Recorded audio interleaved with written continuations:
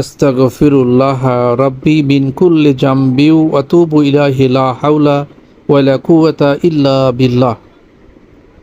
আমাদের এই ইস্তেগফারের সঙ্গে বন্ধুত্ব করতে হবে, আত্মীয়তা করতে হবে এই তওবার সঙ্গে। আমরা যদি প্রতিদিন উঠতে বসতে চলতে ফিরতে আমরা যদি ইস্তেগফার করতে থাকি, তাহলে আল্লাহ সুবহানাহু ওয়া তাআলার রহমতের মধ্যেই আমরা থাকব। আল্লাহ সুবহানাহু ওয়া তাআলা আমাদের উপর রাগ করতে পারবেন না। তাই আসুন আমরা এই ছোট্ট আমলটি আমরা প্রত্যেক দিন আমাদের মনে পড়লেই করতে থাকি। সময়ে অসময়ে, রাতে দিনে, সকালে সন্ধ্যায় আমরা করতে থাকি।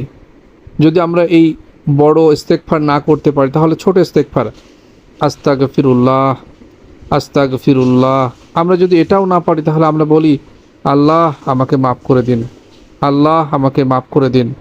আল্লাহ সুবহানাহু ওয়া তাআলা মহান, তিনি এত মহান, তার কাছে চাইলেই তিনি খুশি হয়ে যান। আসুন আমরা সেই মহান রবের দিকে ধাবিত হই। আল্লাহ আমাদের সবাইকে তৌফিক দান করুক। ওয়ামা তৌফিক ইল্লা বিল্লাহ ওয়ামা আলাইনা ইল্লাল বালাদ। আসসালামু আলাইকুম ওয়া রাহমাতুল্লাহি ওয়া বারাকাতুহু।